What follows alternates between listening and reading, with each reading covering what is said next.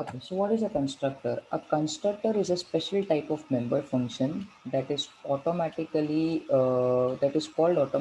whenever an object is created. Okay, so a constructor basically we can say, first thing is a member function like any other member functions, okay, that we have made till now. We call it as, get data, display data, so all those were member functions. So similarly a constructor is also, we can say, a member function, but it is a special member function. Why? Because it is called automatically. There is no need to manually call the constructor. Normally other functions that we have to actually call them with the object. We write object name dot the function name, and then that specific function will be called. But in case of constructor, it will be called automatically. When it will be called, actually, that we will see. So actually whenever, as soon as you create an object of the class, okay, the constructor will be called. As soon as we create the object of the class, the constructor of that particular class will be called. Definitely we are going to see the practical about it, so we will understand over there very much clearly now. So this is the first, we can say, understanding about a constructor, that it is a member function and that it is called automatically whenever the object is created. In C++, a constructor has the same name as that of the class. So a constructor is a function, it will be called automatically, and the name of the constructor will be the same as the class name. It is going to be the same as the class name, and it does not have any return type, which means it can take arguments but it will not have any return type. Okay, not even void. We cannot write even void as the return type for the constructor. So there is no concept of return type when you talk about a constructor. Okay, so these are the main things. Okay, though there are two lines, but there are so many information told over here that it, it is a special type of member function, automatically called whenever the object is created, has the same name as the class name, okay, and does not have the return type. Okay, fine. Let's go ahead. So a small example is given to us. Definitely it's just a small code block, not at all a complete code we will be seeing. So there is a class which is being made, and the name of the class that we can see is wall. Okay, that is the name of the class. Okay, public, and there is a function which is created, if we could see, and the name of the function is also wall. It is not having any return type. Okay, this, okay, if there is a function whose name is same as the class name, okay, this is known as constructor. Okay, so a very small code block is given that we have written a constructor, okay, and definitely there will be some code associated with it and so on. So this is the idea behind constructor. Again, telling you, we'll be seeing codes, complete codes, to understand it. Okay, fine. Going ahead.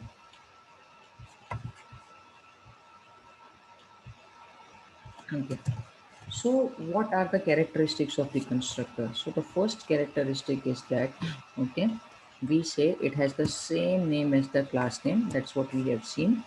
It will not have any return type. Okay, there is nothing which a constructor can return, but I can say it does not return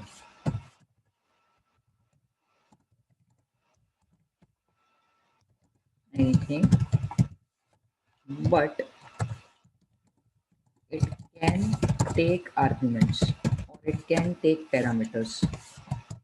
Okay, so this is, it can take, has the same name as the class name. Okay, and constructor will always be public. Okay, if it is private, then it is of no use. Okay, because it has to be called whenever an object is created.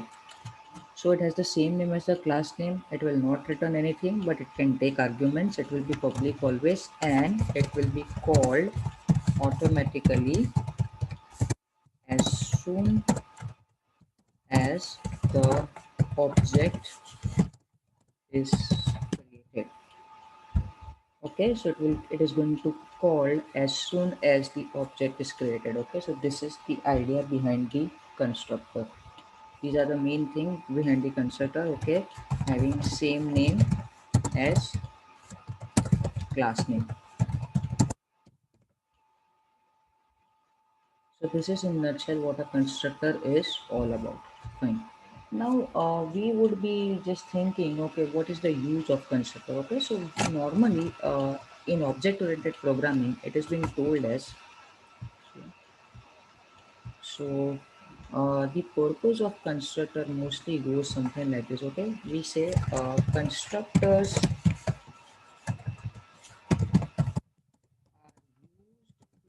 initialize the objects.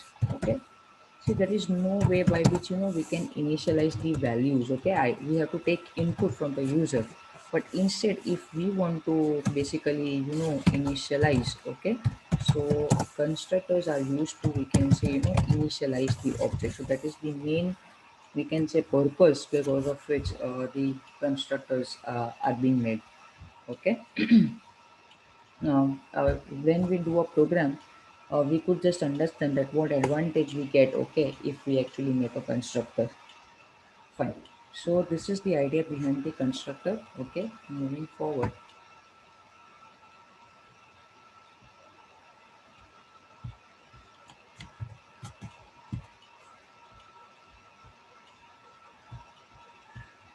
Okay, so moving forward, there are two types of constructors: default constructor and parameterized constructor. Now, if a constructor is not taking any parameters or arguments, parameters and arguments is the same. So the example that we saw just now, okay, see, it was not taking any parameters. Definitely constructor will not return anything. So there is no question of return type. It will not have anything in return. But it can take parameters or it cannot take parameters. Now if it doesn't take any parameters, or if a constructor is made without parameters or arguments, it is known as default constructor. So we say default constructor is something, okay, which is having no parameters or arguments. Okay, or arguments, no parameters or arguments, that is known as default. And a constructor with parameters or arguments is known as parameterized constructor. So there are two constructors that we have to see. Okay, one is default constructor and one is parameterized constructor. But this is the only difference, that one take arguments, one doesn't take arguments. All other characteristics remain same, as in default constructor will also have same name as class name. Parameterized constructor will also have same name as class name. Okay, default constructor as well as parameterized constructor will go in public. Default constructor as well as parameterized constructor will not return anything. Default constructor as well as parameterized constructor will be called automatically. All these things are same. The only difference is if it is default, we say no arguments will be passed inside, whereas if it is parameterized, say arguments will be passed. Okay, so this is the, we can say, the basic difference between both the things.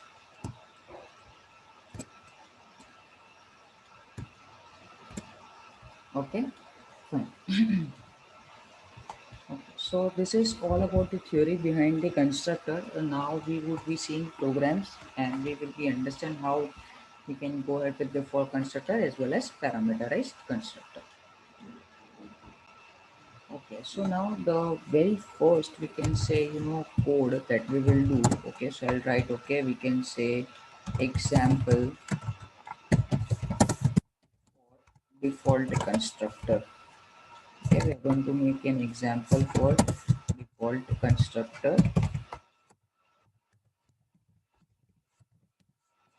Now default constructor is something. Okay, so we say constructor.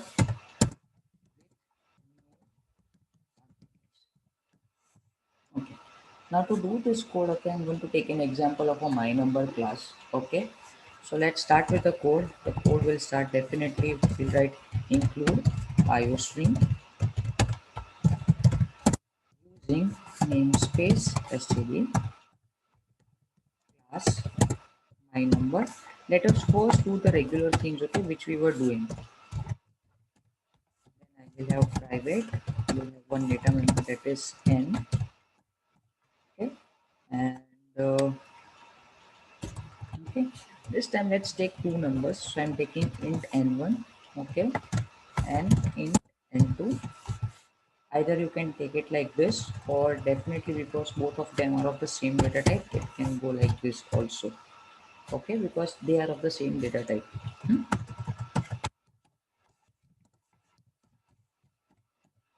Okay. In public, I definitely come with a method void get number. Very nice. Say cout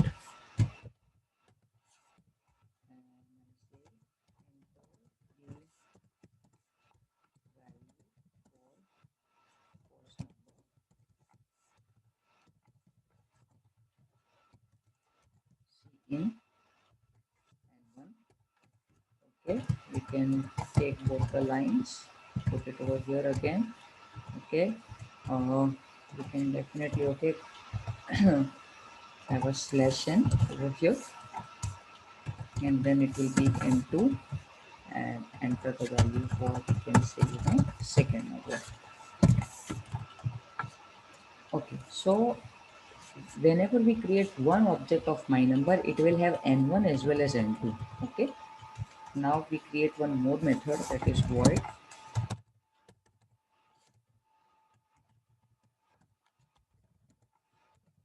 display, and we say cout first number is, we will display n1.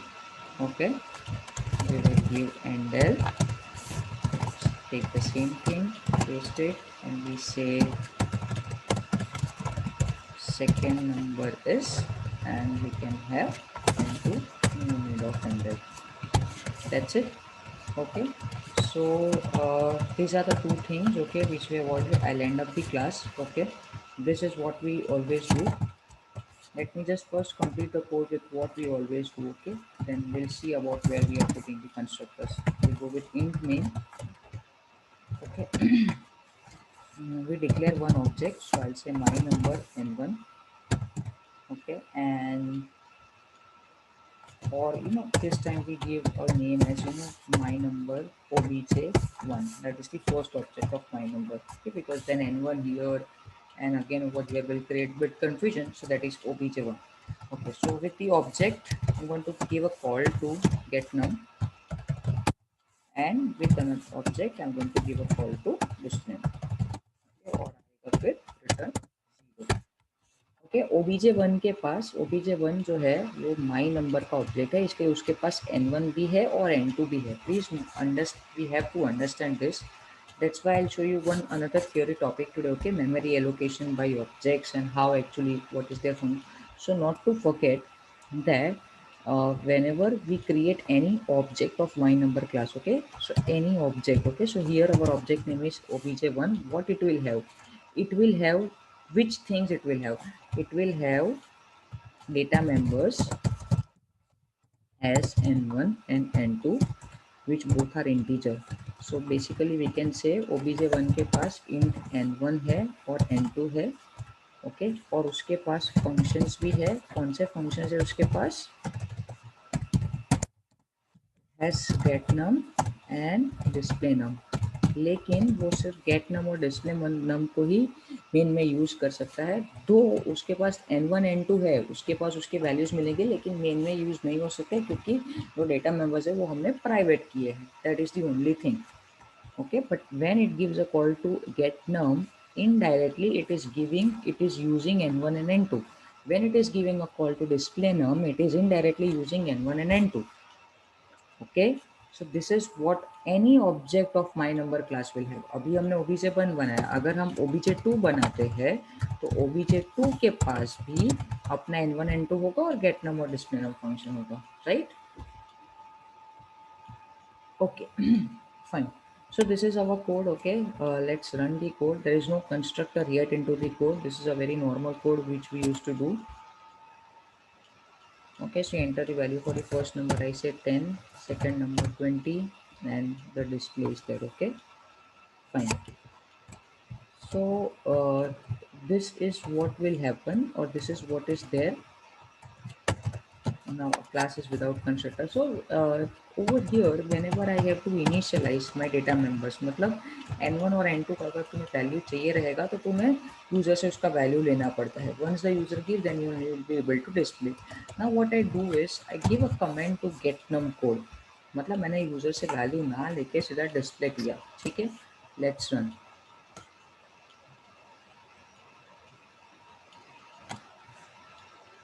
Okay, what we are getting, the first number is 0, the second number is 0. Reason is that, okay, we have not taken any value, or we have not given any value, or we have not set any value, and before that itself, okay, we have given a call to the display method.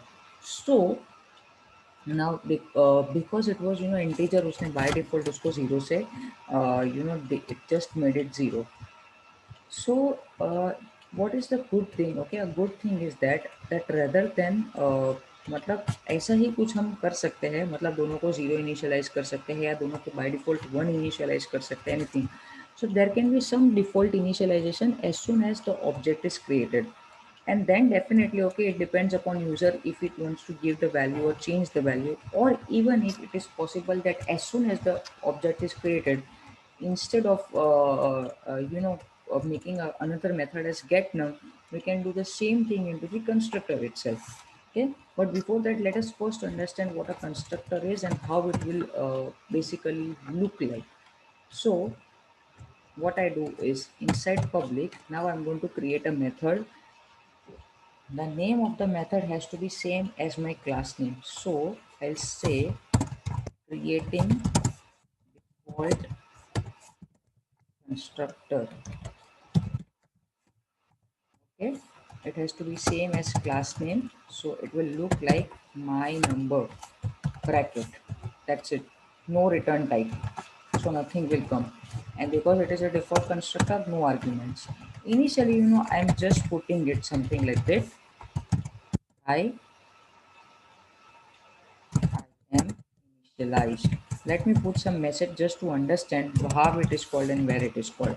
Hi, I am initialized. Okay, that's what I have written into my constructor. Okay, could you see the name? There is a method and the method name is same as the class name. Okay, it will not have any return type, and because it is a default constructor, it is not having any arguments. Okay, let's keep this remaining code as it is. Okay, I'll uncomment this method also. Okay, now if you could see, we haven't called the constructor over here. There is nothing changed in the main. Let us run the code.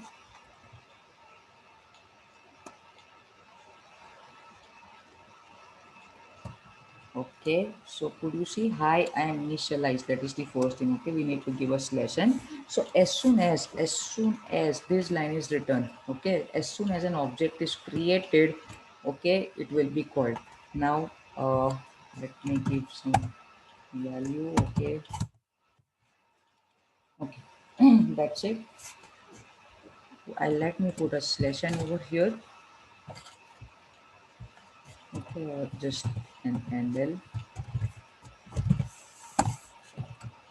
Now constructor जितनी बार आप object बनाओगे, जितने भी objects बनाओगे, वो सब के लिए कॉल होगा. Okay, let me just again run the same code and then I will enhance it and tell you what exactly it is. So hi, I am initialized. As soon as you have written or created one object. It has told hi, I am initialized. It is asking the value. Okay, we have given the value. Let's say fine, it is working fine. Now what I do is I do a change in a code and I make another object. Okay, so I create object 2, but I have given a call, I have not given call to get num and display num yet for object 2. Instead I have just created it. Okay, तो simply मैंने लिखा है my number object 1, my number object 2. Let us run. what we could see what we could see is hi, I am initialized, that is called when as soon as you have written object 1, and hi, I am initialized as soon as you have written object 2. So every time when you will create an object, a constructor is something which is going to be called by default. So it is a good thing that whenever you create an object, and if there is something which you have to initialize in the object, okay, it could be anything, it could be a message, it could be setting the values of some variables, anything. Okay, see, normally if we relate this concept to the real world, okay, as soon as a student joins the college, there are some initial things, okay, which is given to the students. So there are some default things which is given to the students.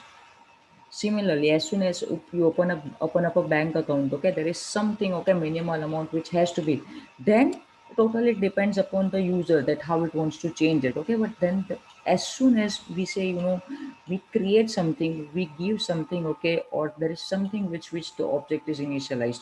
So that is the idea behind the constructor also. कि जैसे ही object create होता है ना, what object is representing students? The object is representing some real entity. So we say as soon as a real entity is created, it has to be initialized with some things, okay, some default things. Then definitely it has a scope to change afterwards. ऐसा नहीं है कि अगर वो किसी चीज़ से initialize हो गया तो बाद में वो change नहीं हो सकता. It can change afterwards.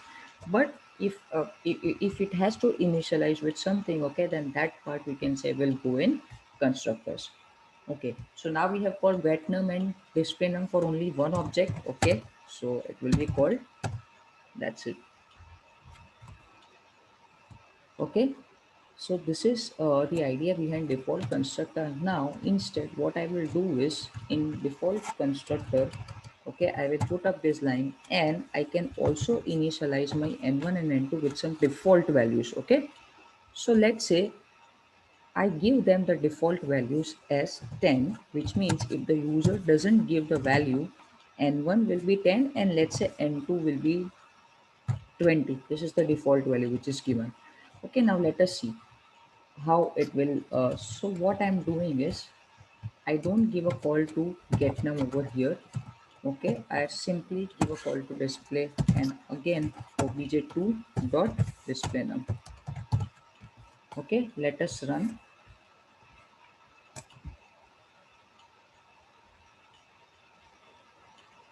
Okay, so what we see, hi, I'm initialized, hi, I'm initialized, first number is 10, second number is 20, first number is 10, second number is 20.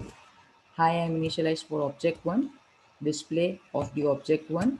Hi, I am initialized for number 2, or sorry, object 2 and display for. So see, without even giving any user input, it was about to take some default values for us. Okay, let me just give a cout and L over here. Again, let's again run the code. Okay, now what change I'm doing is, okay, for obj 1, I'm not giving a call to get num. I'm taking default numbers, but for obj 2, okay, I'm giving a call to get num, which means I'm asking the values from the user. So let us see what happens. Okay, now hi, I'm initialized, hi, I'm initialized. First number is 10, second number is 20. This has happened for object 1. For object 2, now it is asking values. I'm giving 22 and 33. So for object 2, it has now overwritten the values, okay, which means the default values were 10 and 20, but now because you have given new values, it will consider the new values. So it totally depends upon whether, in the program, if we want to go with the values which are there in the So this is just a provision. This is just a provision which is given to us. We can do anything into the constructor as soon as we want the object is created. This is just one thing which we are showing. Okay. Also, we can initialize them with normal values like one and one. Let's say if user has not given any value by default, okay, they will be taken as one. Something like that. Okay, is what we can do in default constructor. Normally, whenever we make a default constructor, the best thing that we do is initialize both of them with zero. Though by default they're initialized with zero, but then still it is a good practice that we initialize them with zero. Okay, so now if I run it, what I'm going to get, that first number is zero, second number is zero. Okay, it asks me the value. Definitely, I'll give it. That's it. Okay, so this is how we can say constructor is going to play a role, and it will be called as soon as the object is created. Okay, so this is the idea behind, we can say, default constructor, a constructor which is not going to take any arguments. Definitely it will not return anything. Okay, so let me just put up this code. Okay, let's say if at all, now if I create an object 3, okay, let us create an object 3 again. So I'm going to write obj3. Okay, and for obj3 again, I'm just simply giving a call to display. Now I'm not taking user input. Okay, let us see what happens. Let's just give a cout and del over here also. Okay, let's run.